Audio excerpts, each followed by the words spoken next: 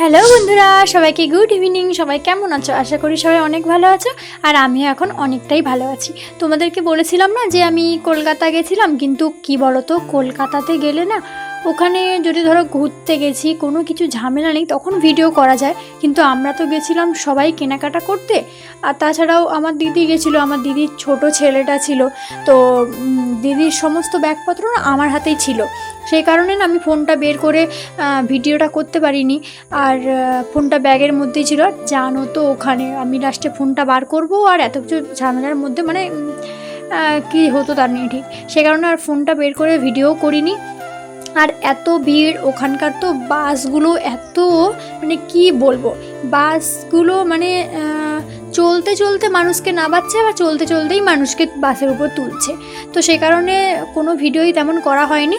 শুধু যাওয়ার সময় দেখো, যাওয়ার সময় এই যে আমরা যখন ট্রেনে তখন যাচ্ছিলাম, এটা হচ্ছে পাঁশকুড়া, আর আমি যে দুটো ভিডিও করেছিলাম ওখানে, সেই দুটো ভিডিও তোমাদের অলরেডি দেওয়া হয়ে গেছে। তাও এই ভিডিওর মধ্যে একটু দেখাচ্ছি, তার কারণে ভিডিওটা একেবারেই ছোট সেই কারণে। আর পাঁশকুড়াতে গিয়ে না আমরা সবাই মিলে ওখানে মুড়ি মানে মাখিয়ে একটু খেয়েছিলাম।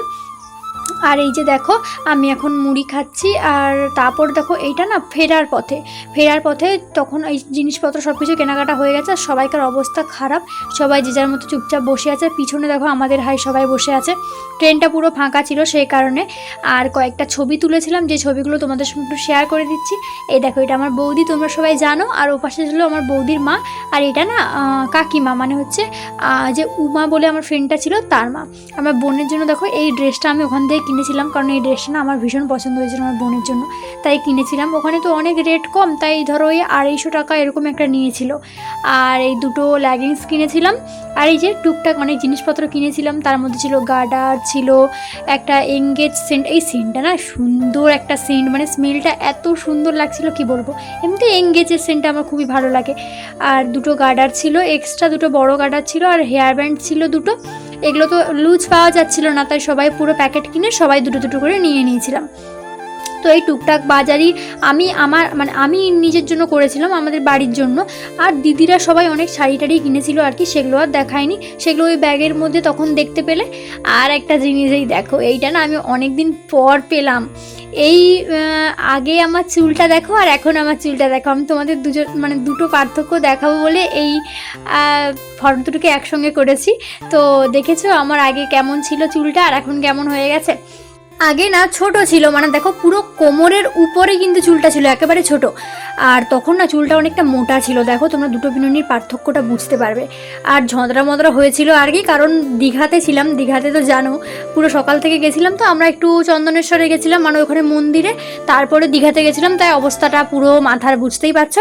আর এটা তো বাড়িতে এখন সুন্দর করে পুরো একবারে সুন্দর করে দেখো মাথাটা বিনুনি করা আছে, তাই দেখতে অনেকটা সুন্দর লাগছে।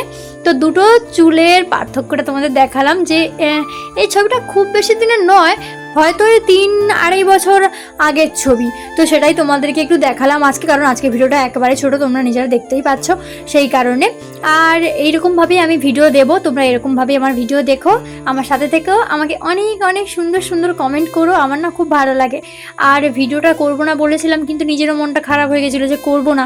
তারপরে যখন দেখলাম তোমরা সবাই এরকম কমেন্ট করছো, সেই কারণে আবার যখন বললাম যে ভিডিও করব, তখন মনটা না আবার খুব ভালো লাগছে, তাই আবার আমি ভিডিও করছি।